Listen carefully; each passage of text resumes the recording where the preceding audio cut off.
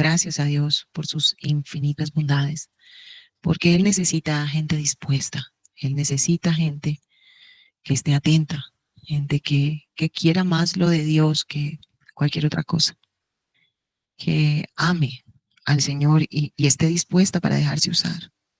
Entonces es importante que nosotros entendamos para qué hemos sido llamados en este tiempo, porque el Señor está trayendo un nuevo tiempo para nuestras vidas, para tu casa, para tu familia, para el ministerio. Dios quiere levantar hombres y mujeres entendidos en la obra de Dios y es por medio de la palabra del Señor que somos edificados, por medio de la palabra del Señor que somos fortalecidos, porque la palabra del Señor es viva y es eficaz. La palabra del Señor es esa lámpara, como bien lo decía el salmista, esa lámpara que alumbra nuestro caminar, alumbra. Y nosotros debemos cada día amar más la bendita palabra del Señor, refugiarnos en ella, porque un día, mis amados hermanos, de repente puede ser que no tengas la palabra escrita, pero la debes de tener donde ya grabada en el corazón. Porque cuando venga persecución, mis amados hermanos, muchas Biblias serán quemadas, Biblias físicas, pero nadie podrá arrebatarte la palabra del Señor que está grabada en tu corazón. Por eso necesitamos ser hacedores de la palabra del Señor, no tan solamente oidores y oidores olvidadizos, no, sino como hacedores de la palabra del Señor. Por eso es importante que día tras día comamos Biblia, porque así no seremos engañados, porque así nuestros ojos serán abiertos. Al comer la miel de la revelación, la palabra también es miel. Recordemos cuando David y Jonatán comieron miel, dice que sus ojos fueron abiertos y les fueron reveladas muchas cosas que no entendían. Saúl no comió miel, nadie más, sino comió ¿quién? David y Jonatán. Y aunque pues Jonatán a causa de una herencia, él fue muerto, a causa de esa herencia, miremos cómo las herencias alcanzan a los hijos. Jonatán fue muerto a causa de Saúl, de su padre. Y vemos cómo las herencias muchas veces alcanzan a sus hijos, a los hijos. Por eso los padres tenemos como que estar humillados. Y aquí tú, madre, padre, que estás aquí en este momento, debes de saber que tú estás haciendo una obra allí por tu casa, por tus hijos, por tu generación, porque la generación debe de ser limpiada, la generación debe de ser santificada, y a medida de que tú estudies la palabra de Dios, a medida de que tú entres, te compenetres en el Señor y tú empieces cada día a indagar más en Dios, cada día a meterte más en la presencia del Señor, se van a clarificar muchas cosas en tu vida. Tú vas a entender muchas cosas que tú no entendías, que tú no habías comprendido, así sea que tú hayas leído ya la palabra, pero es tan grande en la magnificencia de Dios que cada vez que lees el mismo versículo se va ensanchando más, nuestro conocimiento se va ensanchando más, la revelación se va ensanchando más. Antes de repente nosotros podemos haberlo oído, ¿verdad? Pero no asimilado como ahora, a medida de que nosotros morimos a lo nuestro y entramos en el conocimiento pleno del Señor, a medida de que nos negamos a nosotros mismos, vamos entrando en niveles espirituales, en niveles que Dios quiere llevarnos. Él siempre quiere que nosotros crezcamos espiritualmente, que siempre nosotros crezcamos, que siempre estemos allí apercibidos a lo que Él quiere traer a nuestras vidas. Y vamos a estudiar este libro de Efesios, porque el Señor me ha inquietado en este libro de Efesios, porque es la carta de la gracia. Este libro de Efesios va a romper paradigmas en nuestra mente y en nuestro corazón de religiosidad. Va a romper muchas cosas. Este libro es una carta vivida allí. Entonces, Efesios era una ciudad. Recordemos también que en Apocalipsis vamos a encontrar la iglesia de Éfeso. Fue una de las iglesias más florecientes, como también la de Antioquía, de Siria, la de Antioquía. Pero Efesios fue un puerto marítimo, una iglesia que quedaba allí en una ciudad muy grande, pero que esa iglesia que estaba allí en Efesios, tenía que pelear unas batallas muy duras contra la idolatría de ese territorio. Por eso es que nosotros, de acuerdo al territorio donde nosotros estemos y de donde Dios nos empiece a mover, a medida de que Dios nos empiece a mover, a medida de que Dios nos empiece a dar esa autoridad espiritual, nosotros debemos de clamar, como decía Jeremías, por la ciudad y por el país donde nosotros estamos. Cuando Jeremías y todos aquellos que estaban en Israel cautivos en Babilonia, el Señor los puso a orar, que oraran allí. ¿Para qué? Para que dice allí que crecieran, que plantaran viñas, que comieran de ellos. O sea, cuando Dios nos lleva a una nación o estamos en una nación, nosotros no debemos estar añorando vivir en otra o teniendo el corazón por allá en otra, no, sino tenemos que estar conscientes de la nación donde nosotros estamos viviendo y del propósito que Dios tiene con nosotros en esa nación. Si Dios nos lleva a otra nación a vivir y tú, esa nación no te vio nacer, es por un propósito que Dios te llevó a esa nación. Es por un propósito que Dios quiere ejecutar contigo en esa nación. Y por eso hay que interceder por esa nación, porque para Dios no hay fronteras, no hay límites.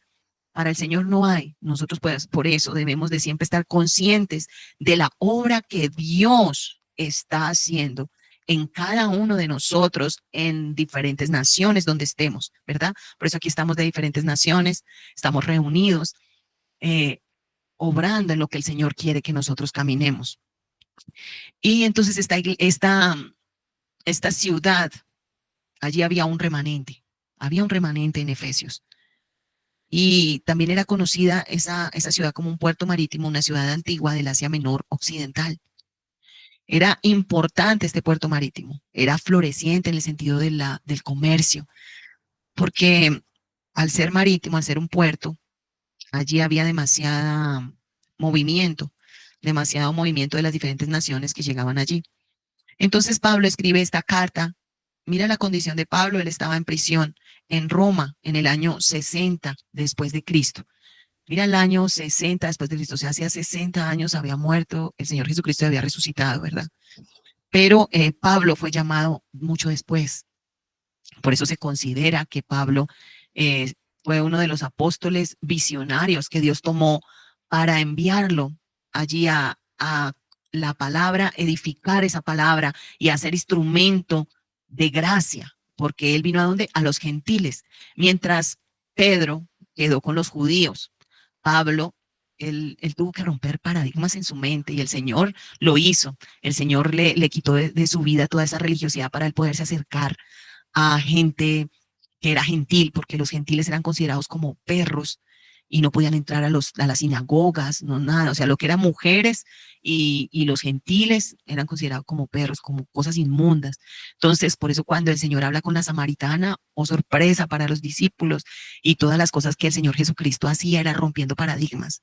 Y así nosotros también tenemos que romper muchos paradigmas de nuestra mente. No sé cómo tú fuiste de repente criado, en qué religión fuiste criado, con cuáles dogmas fuiste criado, cuántas situaciones tú viviste en tu crianza. Muchas cosas hay que romper, hay que quebrar de nuestra mente todos esos paradigmas que nos van a llevar a creer que es la única forma de acercarnos a Dios es esa, de la manera como te fue enseñado. Y no es así, porque vemos cómo el Señor Jesucristo, él rompe paradigmas en aquella mujer samaritana, porque ya estaba enseñada, era que al pozo de Jacob, y todos venían al pozo de Jacob, no solamente a coger agua, sino también allí dice que a dónde adoraremos, aquí adoraremos, adoraban que ahí en el pozo. Entonces el Señor le decía, no, viene la hora, y la hora es cuando los adoradores del Padre, el Señor está buscando adoradores, y ellos van a adorar en todo lugar. Por eso, mientras tú estés haciendo tus alimentos, ahí tú puedes estar escuchando esta palabra. Pero un religioso que va a decir, oiga, no, ¿usted cómo va a estar haciendo sus alimentos y escuchando esa palabra? ¿Usted cómo va a hacer eso? No, no, no, no, no, usted tiene que estar de rodillas. Eso lo puede decir un religioso, porque son paradigmas. Me hago entender para que me comprendan que muchas de las cosas Dios viene a quebrar esos paradigmas mentales allí. De la única manera de orar es de rodillas, y si yo no me arrodillo, no siento que la oración suba. Eso es un paradigma mental, porque no es así. Puedes estar allí sentada en tu auto conduciendo, puedes estar en tu trabajo limpiando, haciendo muchas cosas, y puedes estar orando, te puedes hasta quebrantar, puedes estar orando en lenguas, puedes estar ahí en tu mente, y hay una administración del Espíritu Santo con tu vida, porque es así en todo lugar. Así que donde tú estés, donde tú vayas, allí levanta altar al Señor. Que si estás de vacaciones, que te tomaste un descanso, que te fuiste para alguna parte, levanta altar al Señor allí donde tú estás. Hay vidas que de repente dicen, no, es que yo no me voy a acercar a mi familia porque mi familia es parrandera. Bueno, acá en Colombia decimos parranderos, pero decir que son tomadores de trago o bailan, etcétera. Entonces, no, yo no me puedo acercar porque me contamino. No, Usted tiene es que llenarse de Cristo para cuando usted esté con ellos con amor y comparta con ellos con amor y esté con ellos y no se sienta usted cargada, sino antes bien, usted alumbre y esté con ellos y si la invitaron a alguna parte, usted pueda estar ahí 1 hora, 2 horitas y usted se regrese a su casa, pero usted esté con ellos, usted comparta con ellos, usted no los deje de lado a ellos, porque ellos quieren ver el amor de Cristo. Entonces vemos cómo el Señor Jesucristo compartía, estaban las bodas y créame que muchas personas dicen, ay, ese vino que él hizo, eso no, eso era solamente juguito de uva. No, no, eso era vino. Vino es vino. Y se dice que el mejor vino era el que más era fuerte. Entonces, no miremos las cosas espiritualmente. Todos tenemos que tener un equilibrio en todo y un equilibrio y sacar toda religiosidad de nuestras vidas, toda religiosidad y tener ese equilibrio y saber hasta dónde voy a llegar yo, hasta dónde, hasta dónde el Señor me permite y hasta dónde tengo que saber, ¿verdad? Todos los límites. Por eso el Señor quiere que nosotros seamos conscientes de la libertad que Él nos ha dado y de esa libertad saberla, valorar, aprovechar, estar y saber ser responsables de esa libertad, no volverla en un libertinaje, sino tener esa libertad en el Señor y saber valorar esa libertad, ¿verdad? Bueno, entonces, en Efesios, esa era una ciudad prominente, portuaria. Allí había un remanente, como lo había en Filipos, como lo había en Galacia. Así que Pablo estaba encarcelado. Eso fue en el año 60.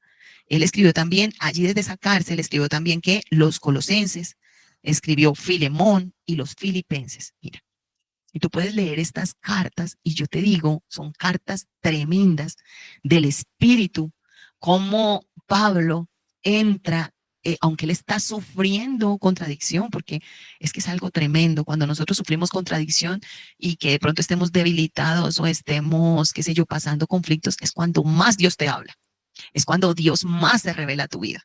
Es cuando tú más escuchas, estás ahí y tú sabes que en medio de la fragilidad o en medio del quebranto, en medio de lo que tú estés viviendo, Dios está presente, Dios está ahí.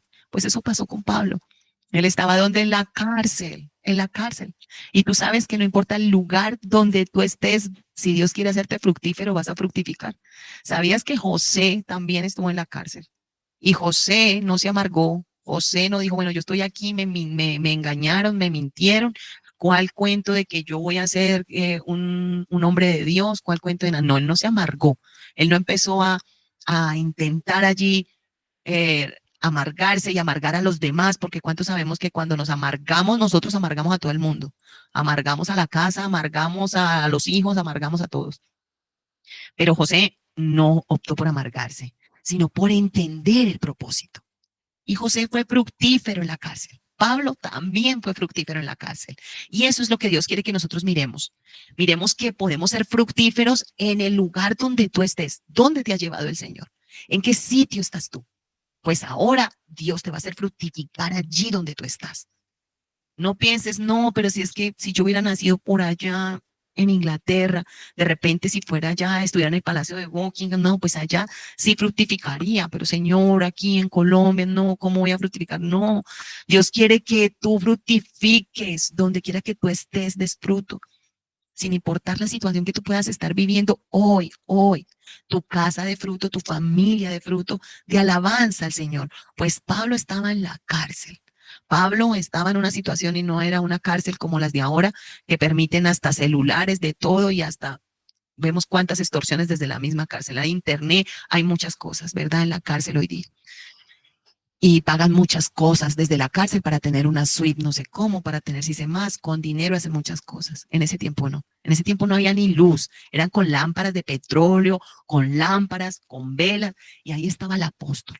Ay, pero ¿cómo así que el apóstol y en la cárcel? Pues sí, pues era así, como el Señor había planificado. Y lo detuvo allí el Señor en la cárcel para que escribiera estos libros, estas cartas tan gloriosas porque son conocidas también como las cartas del fundamento apostólico de los gentiles, porque Pedro y los demás apóstoles se quedaron con los judíos. Vemos que Pedro sentía, o sea, el acercarse se le chocaban los cables en la cabeza, el acercarse de repente a un gentil, porque también lo vemos cuando cuando baja el lienzo, ¿verdad? Cuando Cornelio, tú puedes leer esa parte en Hechos de los Apóstoles, cuando le baja el lienzo y le dice, Pedro, mata y come. Y él decía, pero ningún animal inmundo he comido desde mi niñez, no, yo soy, mejor dicho, santo, puritano, o sea, nada, yo nada inmundo he hecho, no, no, no, no, no. Y el Señor le dijo, no, mata y come, no digas que es inmundo a lo que yo he santificado. Entonces vemos cosas tan tremendas de Dios para romper paradigmas. Y yo te digo algo en el nombre poderoso de Jesús. La oración interna nuestra debe de ser, Señor, quiebra en mi vida paradigmas mentales religiosos. Yo no quiero ser una puritana, una religiosa y por dentro, por fuera, dice que eran hermosos, pero por dentro huesos de muertos podridos, o sea, son como los sepulcros blanqueados, que por fuera se ven, mejor dicho, ponen esas tumbas, todo hermoso, pero por dentro, que son huesos podridos. Entonces, eso es lo que el Señor vino a romper allí en Pablo. Toda esa religiosidad, todo eso. Y para entrar, a ver, mira, el estar solamente con Timoteo, que era griego, de padre griego, dice que después, cuando él sale en esos viajes misioneros, se encuentra con judíos que hacen aún que el propio Timoteo, que no estaba circuncidado, se circuncide. Y eso le parece a él terrible. O sea, dice, pero ¿por qué hacen esas cosas si él es griego? Entonces, vemos cuántas cosas, porque el religioso siempre va a intentar forzar a que hagas esto, a que si no lo haces de esa manera, a juzgar, porque siempre va a haber un juicio. Entonces, todo eso hay que romper todos esos paradigmas, todas esas estructuras mentales. Y aquí Pablo, él escribe estas cartas a Colosenses, a Filemón y a Filipenses, también desde la cárcel, y con una connotación de libertad, de la gracia de Dios. Este libro de Efesios tiene 6 capítulos. Entonces, vamos a estudiar este libro y vamos a ir conociendo la bendita palabra del Señor. Entonces, desde el capítulo 1 al capítulo 3 se centra más que todo en la doctrina de la gracia, porque era necesario poner los fundamentos de la gracia. ¿Qué significa la gracia? La gracia es el favor inmerecido. Tú y yo no merecíamos nada. Tú y yo nada merecíamos, sino que condenación. Todos, dice que todos aborrecieron al Señor. Desde Adán, cuando pecó con Eva, Adán se sacudió las manos y dijo, no, usted fue el que se equivocó dándome esta mujer, la mujer que me diste, le dijo. O sea, se justificó, Eva también se justificó, todos se justificaron, pero que el único que podía justificarnos era Cristo, porque solamente por Él. Por eso es que el Señor elige a Pablo, lo elige el Señor y lo saca de en medio de toda ese fariseísmo, porque él cuando se empieza a presentar ya dice fariseo de fariseos y en cuanto todos en la ley, estudié en la escuela de Gamaliel, o sea, era, mejor dicho, era un erudito, un erudito. ¿Mm? Y por eso es que viene el Señor y le hace ver que todo eso es que basura, todo eso había sido como basura, porque de qué le sirvió a Nicodemo saber ser un maestro de la ley si no había nacido de nuevo. Entonces, la importancia de que nosotros le pidamos al Señor, rompe estructuras mentales, estructuras de mi corazón, de mi mente. Eso nos va a evitar la religiosidad que salga de nuestras vidas, nos va a evitar la hipocresía. Sale toda hipocresía de nosotros. Junto con la religiosidad se va la hipocresía, se va la falsedad, junto con esa religiosidad también se va el juzgamiento, el falso amor, el amor con fingimiento, el dar un abrazo, pero por dentro le tengo, mejor dicho, todas contadas desde tal fecha a tal fecha, pero estoy abrazando. Entonces, todo eso es una falacia, eso es parte de la religiosidad.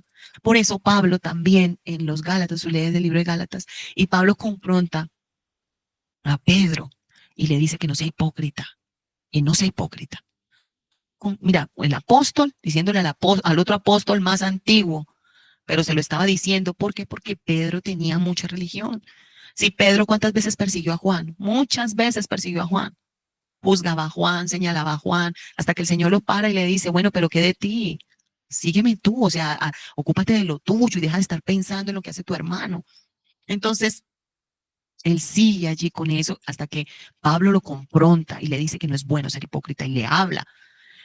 Y parte de esa religión, pues todo aquello en lo cual Pablo fue confrontado, todos se acercaban a hacerle ver de que él, cómo podía ahora predicar la palabra si él había sido un perseguidor. Por eso él se sentía, dice, como un abortivo. Tú puedes leer todas las cartas y te das cuenta el sentir de Pablo. O sea, decía, yo no merecía estar acá, no merecía, no. Si yo perseguí, si yo llevé cantidad de gente, yo la llevé al Sanedrín, yo cuidaba la ropa. Mira cuando Esteban está siendo apedreado. Saulo en ese tiempo, que es el mismo Pablo, pero en ese tiempo estaba allí Saulo, no había sido regenerado, no había sido convertido, no había nacido de nuevo Pablo, era Saulo. Saulo que significa castillo grande. Y mira lo que hace Dios, lo quebranta y lo vuelve que Pablo, que significa pequeño. Mira lo que significan. Por eso los nombres tienen demasiada connotación. Por eso nosotros cuando hay alguien en cinta o algo, le pedimos al Señor que le guíe en el nombre, que no vaya a poner un nombre por allá que signifique algo y le dé carácter a los hijos. Nosotros tenemos que tener en cuenta eso siempre, que el nombre da carácter. Y Pablo significa pequeño, Dios le cambia el nombre, porque Dios hace cambios, Dios cambia. Y eso fue lo que Dios hizo en Pablo. Y lo sometió a quebrantamiento, lo sometió, porque Dios permite procesos duros en nuestras vidas para ser quebrantados, para que el orgullo se baje, para que todo lo que pueda levantarse como ego, como muchas cosas, se quiebre, se baje. Dios no quiere eso. No le servimos a Dios ni orgullosos ni religiosos. Le servimos al Señor. Entonces, vemos acá que en el capítulo del 1 al 3 se centra en esa doctrina, en el fundamento, porque ¿qué hace un apóstol? Fundamenta. Por eso vemos ese orden, es un orden, ese orden no nos lo inventamos nosotros, ese orden es del cielo, donde el Señor dice en Efesios capítulo 4, que después lo vamos a ver más adelante, pero habla y dice que nos fundamentemos en que en la piedra que es Cristo, en la roca que es Cristo, y sobreedifiquemos y cuidemos lo que sobreedificamos. Dice los apóstoles, los profetas, los maestros, eso viene en un orden, viene en un orden. Así que por eso el Señor levantó estos apóstoles y el Señor levanta un apóstol ¿para qué? Para fundamentar, para velar por la doctrina. Hay que velar por la doctrina. Hay que saber qué es lo que se predica. No podemos predicar religión porque, mira, la iglesia ha estado hastiada de religión. ¿Y sabes qué ha pasado con la religión? Que la religión no transforma a nadie, sino la religión te va a llevar a hacerte sentir a ti con culpabilidades, con juicios, con señalamientos. Así que todo eso hay que nosotros decir, Señor, yo quiero tu gracia, yo quiero tomarme de tu evangelio, Señor, del evangelio del Señor Jesucristo, del evangelio de la gracia, del perdón, de la misericordia, porque eso es la gracia, un favor inmerecido. No lo merecíamos ninguno de nosotros, nadie merecía lo que solamente Dios pudo hacer en nuestras vidas. Esa salvación tan grande, mis amados hermanos, y no es por ser buenos. Y no es porque más hagamos, porque dice la palabra en el libro de Romanos, no es del que quiera ni del que corre, hablando el Señor de Esaú y de Jacob, hablando de los dos, porque dice, a Esaú aborrecí, mas amé a Jacob. O sea, Dios te escogió a ti, te amó el Señor y te tomó de entre tu familia. Siéntete honrado de que Dios te haya tomado, de que tú seas un hombre, una mujer de Dios, benditos, elegidos de Dios. Te ha amado el Señor, te ha tomado el Señor para sacarte allí de toda tiniebla, de todo lo que sea oscuridad y darte vida para que tú des vida también. Por eso yo siempre les he dicho que los que son puerta de una familia o los que van primero, que Dios tomó de una casa y van abriendo el camino, son los que tienen más duros ataques, son los que están ejerciendo esa labor de rompimiento. Están allí abriendo el camino para toda una generación, para unos hijos, para unos nietos. Por eso es que la carga es demasiado, se sobrecarga muchas veces. Se siente, ¿ves? Porque hay una gracia que Dios ha puesto en ti. Hay una gracia. Dios no hace acepción de personas, lo dice su palabra, pero en cuanto a la gracia, el Señor puede depositar más gracia en un hijo, en una hija, que él, en su beneplácito, en su bondad, porque lo vemos entre Esaú y Jacob, vemos cómo el Señor toma a Jacob, porque aunque Jacob era engañador, era obediente. Se obedeció a la mamá, la obedeció para que fuera a engañar al papá, porque esa idea fue de Rebeca. Tú lees la palabra y ahí aparece Rebeca con su brillante idea. Entonces, ¿qué tenía Jacob dentro de él? Obediencia. ¿Y qué tenía Esaú dentro de sí? Rebeldía. Ay, no me importa. Dejó tirado lo de Dios. Ay, a mí no me interesa. Ay, que hagan lo que quieran. Ay, que miren a ver cómo hacen. Yo miro por lo mío, allá ellos. Eso se llama rebelión. ¿Qué hizo allí Esaú? Ay, yo lo que tengo es hambre. Buscó su propio vientre, su propio beneficio de su vientre. ¿No? Y en cambio Jacob, él añoraba. Por eso es que yo les digo, mis amados hermanos, muchos de los que desprecian lo de Dios y a veces abandonan lo de Dios, otros pueden tomar el lugar. Porque así hace Dios. Para una Basti rebelde tenía una Esther dispuesta. ¿Ves cómo Dios hace? Para una Basti obstinada, Dios tenía una Esther preparándola. Para un Saúl orgulloso, un Saúl soberbio, un Saúl altivo, tenía a quién? A un David allá, detrás de las ovejitas, pero como obediente, obediente. Qué bendiciones cuando nosotros obedecemos al Señor. Qué bendiciones cuando nosotros rendimos nuestro corazón a Él y no le dejamos tiradas las cosas. Ay, que se defiendan como puedan. Al fin y al cabo, bastante les he ayudado, bastante. No, no, no. Es que nosotros estamos equivocados cuando pensamos que la obra es de fulano, de sutano, de este o perencejo. No, la obra es de Cristo y todos daremos cuenta, ¿verdad? Por la obra que el Señor está haciendo. Si formas parte de un propósito, de un ministerio, ¿qué quiere el Señor? Que estemos allí atentos, que seamos esas piedras dispuestas para formar el altar, que estemos vigilantes en la doctrina, cuidando la palabra del Señor, atesorándola, valorando lo de Dios, cuidando. Entonces, siempre el Señor va a trabajar con corazones obedientes, con corazones que se den, que se entreguen, que no importa nada, pasan por encima de la ofensa, del menosprecio, del rechazo. Vemos como el corazón de David tan tremendo, un corazón tremendo. Entonces, Dios sí conoce los corazones, Él los sopesa y Él conoce a quién le falta, a quién no le falta, cuando todavía tienen dureza, cuando hay por allá una motivación escondida. Dios conoce todo, entonces Él nos depura a todos, no hay ninguno, mis amados hermanos, que se quede sin ser depurado. No hay ninguno.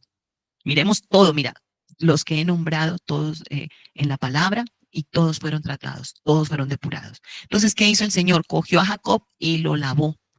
Y el Señor sabía que ese corazón era obediente y que tenía unas herencias de mentira y de engaño que sembró Abraham. Abraham sembró mentira. Quien recogió Isaac dijo la misma mentira y para el colmo el nieto que era Jacob fue el doble, súper engañador. Entonces, ¿cómo encontramos? Encontramos una herencia. Por eso es que nosotros como padres siempre debemos de estar cortando esas herencias de nuestros hijos y diciéndole a ellos, mira lo bueno de Dios en mí. No sigas lo malo, no hagas lo malo, sino lo bueno de Dios en mí es lo que tú tienes que hacer. Y pégate de Dios y mantente en Cristo. Haz la obra de Dios. ¿Por qué? Porque aunque yo sea tu madre o aunque sea tu padre, tú tienes que mirar a Cristo porque Él es tu padre. Y a Él tú tienes que obedecer. Y Dios sabía quién era Jacob, como sabía quién era Pablo. Aunque en el momento cuando están matando a Esteban, Él está cuidando las vestiduras de los que están apedreando a Esteban. Y él está ahí sentado y muere Esteban, un hombre lleno del poder de Dios, lleno de la presencia de Dios. Muere Esteban, pero nace un Pablo, porque de toda semilla va a nacer un fruto. Y en ese momento muere Esteban, pero nace un Pablo, porque el Señor toma a Pablo, está en la misma escena, viendo, y tal vez en ese momento se alegró, tal vez en el momento porque no conocía de Dios. Por eso cuando el Señor le habla a Ananías y le dice, Ananías, ve a la calle derecha de Damasco, ve allá y ora por los ojos de Pablo porque voy a quitar unas escamas. ¿Necesita Dios instrumentos para orar por otros? Claro que sí los necesita. Por eso nosotros no tenemos que soltar toda religiosidad, sacar todo eso de nuestras vidas. Tú eres un instrumento de Dios que Dios quiere usar. Así como Ananías y lo llevó allá a orar por él, para que escamas cayeran de los ojos de él. Siempre vamos a necesitar un Ananías que limpie nuestra visión y que un Ananías ungido, porque Ananías era un hombre ungido, llegó ahí y el Señor le dijo, ve. Y Ananías tuvo temor, le dijo al Señor, no, pero ¿cómo me va a llevar allá si ese hombre es temible? Ese hombre arrastra familias enteras, las ha llevado a morir. ¿Cómo voy a hacer yo? Y le dijo, ve porque instrumento me es escogido Pablo. Y dice allí que para sufrir, dice, él entenderá, instrumento escogido es para llevar las marcas, para sufrir, porque Pablo sufrió y lo sufrió como con gozo, con gozo. Así que cuando la religión se desbarata en nuestras vidas, entendemos que ha sido la misericordia de Dios que nos ha llamado, que la misericordia de Dios ha tocado nuestras casas, nuestras vidas, que no merecíamos nada, que quiénes éramos nosotros, pecadores. Mira Pablo decía, pero ¿quién soy yo? Yo no, todo para mí ha sido basura, mira, y me escogiste a mí, o sea, Pablo se hizo pequeño, el nombre Pablo, verdadero, real, de que era pequeño. Pequeño se hizo, humilde, humilde. Y vemos cómo él empieza a transitar y a hacer lo que Dios le dijo que hiciera. Fueron 17 años en el desierto de Arabia. Ah, no, pero Pablo de una vez salió a hacer milagros. No, no lo hizo así. Pablo fue 17 años, fue el desierto de Pablo, 17 años. Así que él esperó todo lo que tenía que ser procesado, todo lo que tenía que pasar, todo lo que tenía que hacer. ¿Dónde estuvo? Sometido y sujeto, porque cuando la palabra habla en Hechos de los Apóstoles que él es ungido y el Espíritu Santo habla y dice, escojan a Pablo y escojan a Bernabé, a estos dos, llámenlos, para ser ungidos, para ser ungidos, para ser enviados. Hoy en día nadie espera eso, mis amados hermanos. Hoy en día, si no se ungen, se van de la iglesia. Se van porque quieren hacer ministerio y es que no me reconocen como pastor, yo no, y no esperan a que el Espíritu Santo sea el que dé testimonio. O si no van y se meten en el manto de otro y se van y buscan un Balán, buscan allí una profeta X, otro profeta, porque es que aquí no me dicen nada, yo me voy para allí. Porque es que allá sí hay profecía cada 2 minutos. Cada 2 minutos están ungiendo a este, a aquel y al otro. Qué riesgo tan terrible. Qué riesgo tan terrible. Debemos de nosotros esperar el tiempo justo de Dios. Y Pablo estuvo allí sometido porque habla que fue enviado, que ya con Bernabé, luego entonces después con Silas, y luego entonces cómo fue procesado, fue perseguido, fue golpeado. Tú puedes leer Primera de Corintios, ahí hablan los primeros capítulos, todo lo que él vivió. Todo lo que él, no es que la primera injuria y él salió, bueno, ¿cuántos son? Se arremangó los brazos, venga a ver, nos damos acá. No, porque eso es carne. Él tuvo que ser procesado para bajarse, para quebrarse. Por eso él cuando escribe Filipenses capítulo 2 y le habla a la iglesia de Filipos y le habla a ese remanente que está allá, le habla con toda autoridad, autoridad de Dios, porque eso tiene un apóstol de Dios, un profeta de Dios. Tiene autoridad, no anda metido en chismes, no anda metido buscando chismes porque hay tanto el oidor como el que lleva el chisme. El que lleva chisme es el portador y el de comezón de oír, los dos forman una pareja. ¿La pareja de qué? Del chisme, de la murmuración. Así que Pablo él fue pasado por el brillo, fue pasado por el fuego para poder tener una autoridad de Dios. Esa autoridad le fue dada, le fue conferida y para entender la gracia y no llegar a decapitar a todo el mundo, no, sino la gracia bendita de Dios. Cuando él llegaba a muchos lugares, a muchas partes donde fue al Asia Menor, cuando él fue a Macedonia, todos estos eran gentiles. Y las costumbres de ellos no eran bíblicas porque no conocían la Biblia. Así que las costumbres de ellos eran tremendas. No más hay en Efesios, la iglesia, cuando ese remanente está ahí, que se levantó una potestad, Diana de los Efesios, se levantó esa potestad. Y si una persona no está ungida, llega a llevar una palabra a una nación, a un lugar o algo, esas potestades que están allí, potestades que se han levantado, pueden llegar, yo te digo, a hacer muchas cosas. Y el enemigo va a estar atento al que no tiene autoridad para intentar derribarlo, para intentar burlarse. Así que Efesios, ellos tuvieron luchas muy fuertes, muy fuertes. Y esa iglesia creció y se fortaleció porque tú lees allí en Apocalipsis y habla sobre la iglesia de Éfeso. Y sabes una cosa, lo que ellos perdieron fue el primer amor. Por ser tan usados, se confiaron. Porque eso pasa, eso pasa. La gente se confía, la gente se duerme, porque ya cree y vive de glorias pasadas, de entregas pasadas. No, no, no, es que yo he orado mucho. Yo, uy, no, usted viera, pastora, yo me la paso de rodillas, yo me la paso orando, ¿sí? Tiene que ser todos los días que tú tengas una comunión con el Señor 24/7, que tú puedes hacer tus cosas y tú puedes estar hablando con Él. No hables sola, no hables solo. Habla con el Señor. Y ya deja ese pasado atrás, barre las cenizas de tus sacrificios pasados, porque Dios quiere sacrificios nuevos, hoy, una entrega completa. Entonces, Él les va a hablar allí a los efesios, le va a hablar de que le habla de la predestinación, que lo vamos a ver, del liderazgo de Cristo, de la iglesia como templo vivo de Dios. Empieza a, a fundamentar, porque eso hace un apóstol, fundamenta, palabra de edificación, palabra doctrinal. Mucha gente no le gusta, no le gusta, porque esa palabra te va a corregir, esa palabra va a quitar los falsos fundamentos. Y más que eran gentiles ellos allá, ¿qué fundamentos de qué?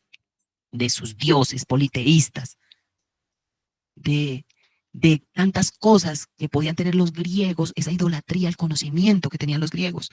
Recordemos que Sócrates, Platón, todos aquellos filósofos eran de allá. Entonces, de Grecia. Y cuántas cosas él tenía que lucharlo en cuanto a la fe, guardar la fe.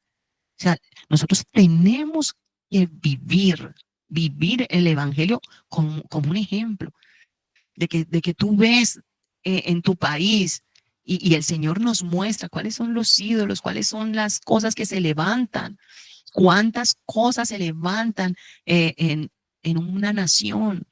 En la nación donde tú estás, tú tienes que ver que es el ateísmo, por lo menos en Europa. ¿Cómo ves tú allá? El ateísmo, la dureza de corazón, esa dureza tan terrible, mis amados hermanos, que se burlan de las cosas de Dios. Entonces, todo eso que nosotros vemos, tenemos que reconocer y empezar a orar por ello. Empezar a orar para que muchos corazones vengan al conocimiento de Dios. Lo que vemos en Estados Unidos también. Que vemos en Estados Unidos tanto paganismo, mis amados hermanos, una nación que fue levantada con cadenas de oración, una nación donde habían misioneros y parte grande de esos misioneros estuvieron en las diferentes naciones aquí en Sudamérica y trayendo la palabra de Dios. Por eso Satanás se levantó con furia contra Estados Unidos. Se levantó allí con mucha furia, porque uno de los países que aún en todo lo que son sus establecimientos, sus fundamentos, era la Biblia. Era un país, y lo vemos también en el himno nacional, en muchas cosas, como Estados Unidos es sus fundamentos. Ahí es donde nosotros tenemos que ver, tenemos que ampliar nuestra visión y ver cómo nosotros tenemos que orar en base, así como oró Daniel. Daniel oró, tú lees Daniel 9, y él con base a lo que él había estudiado de todo ese cautiverio, empezó a orar con conciencia. Y nosotros tenemos que hacer lo mismo, orar con conciencia. ¿Cuántos países sumergidos en la hechicería, mis amados hermanos? Países sumergidos, y por eso viene tanta ruina, no solamente económica, sino como Haití. Vemos Haití, cuántas cosas se viven en la China, cuántas cosas se viven también en los países asiáticos, cuánta idolatría al dragón, países que sin saberlo están idolatrando al diablo, mis amados hermanos, y que ellos, la mayoría de ataque que tienen ellos es a su mente, porque allá ellos idolatran al dragón. Y por eso nosotros tenemos un despertar, o tenemos que despertar, tenemos que apropiarnos de la palabra y saber lo que Dios nos ha dado, lo que el Señor nos ha puesto a hacer en este tiempo. Y los más grandes países que son los nórdicos, Países Bajos como Eslovenia, Lituania, todos esos Países Bajos, Noruega, son sumidos en la hechicería, pero en la hechicería de los celtas. Allá hay castillos, mis amados hermanos, de pura brujería, pero pesada. Y es por eso es el ateísmo tan terrible que ha venido de Europa, y ahora todo eso en filosofía ha llegado a Sudamérica, Norteamérica, Centroamérica. La, todo lo que son los conocimientos filosóficos. ¿Cuántos filósofos se suicidaron, mis amados hermanos? Se suicidaron. Tú miras, la mayoría se suicidó. ¿Y dónde hay suicidios terribles? En la China y en Japón. ¿Por qué? Porque allá hay potestades que están gobernando. Así que esta iglesia de Éfeso tenía una, una lucha espiritual. ¿Y qué hizo que bajaran los brazos ellos? ¿Qué hizo que descuidaran? Porque nosotros no podemos descuidarnos. Es ese peso espiritual, y tú tienes que entender que hay una batalla muy fuerte espiritual, te lo digo hoy día, y yo le pido al Espíritu Santo que tú puedas sentirla, tú puedas sentir esa batalla que hay de opresión, mis amados hermanos. El enemigo roba la memoria de la gente. Dios me ha hablado eso. Me ha hablado que quiere robar la memoria de las personas, que tú no te acuerdes de muchas cosas, que tú no retengas la palabra, que tú no la retengas. Y Jehová reprenda al diablo todas las estrategias que ha hecho por el consumismo, por el entretenimiento. Ahora hay miles de aplicaciones, mis amados hermanos. Hay muchísimas aplicaciones que roban tu tiempo, y no solamente el tiempo, sino la mente. Dios me ha hablado sobre eso, sobre la mente queda cautiva, y ya tu mente no retiene, sino que son cosas, como es tan ligero, esas aplicaciones son rápidas, entonces así se va volviendo tu mente, solamente son cosas pocas que retiene. Entonces, por eso nosotros tenemos que orar. Señor, desbarata todo concilio demoníaco, Señor, porque mientras la iglesia esté aquí en la tierra, mientras la iglesia de Cristo esté aquí en la tierra, nosotros tenemos que luchar espiritualmente y fortalecernos en el Señor, y hacer esto que estamos haciendo, estudiando la bendita palabra de Dios, llenándonos de la palabra que da vida, y diciéndole al Espíritu Santo: ayúdame a retener tu palabra. No quiero perder el tiempo, mi Señor, yo no quiero perder el tiempo. No quiero, Señor Dios mío, estar allí, Señor, pensando que no pasa nada. No, pensando que no pasa nada, que todo está bien. No, tengo que despertar, porque Dios te quiere avisar a ti muchas cosas. Dios te quiere hacer ver muchas cosas que tú no has visto, que yo no he visto. Mira, hay dimensiones espirituales que nosotros no hemos visto, no hemos visto.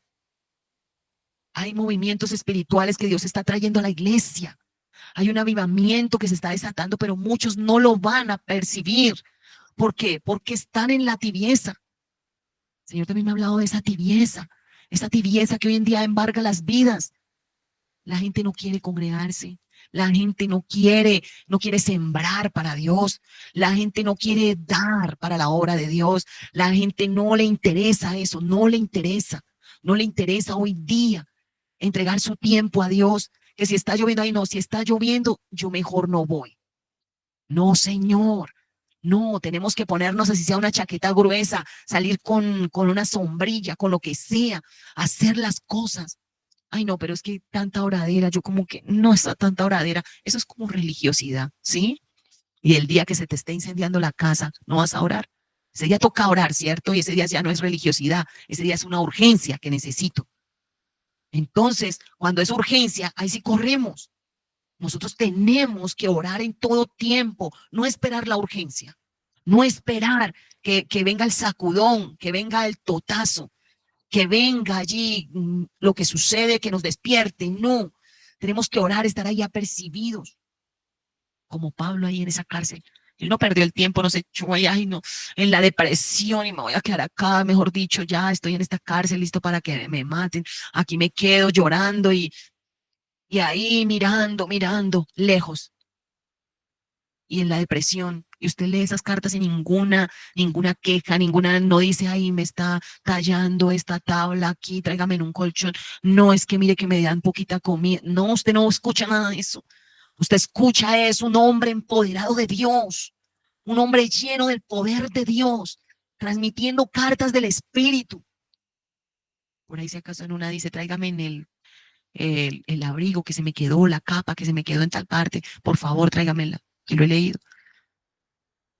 Y gracias por lo que me envían, gracias porque me envían y no se han olvidado de mí. Pero ¿cuántos se olvidan de los ministros de Dios, de los hombres de Dios? Yo bendigo todo aquel que no se olvida de aquel que está sembrando palabra. de aquel que está trabajando arduamente de noche y de día en la obra de Dios. Yo bendigo a todo aquel que siembra para poder compartir la palabra de Dios y no se olvida. Él bendecía a los filipenses porque filipenses fueron uno de los máximos que ellos le mandaban ofrendas a Pablo. Y le decía, le mandaban todo lo que él necesitaba. Dijo, tanto que yo sé que si ustedes pudiesen darme los ojos de ustedes, me los hubiesen dado.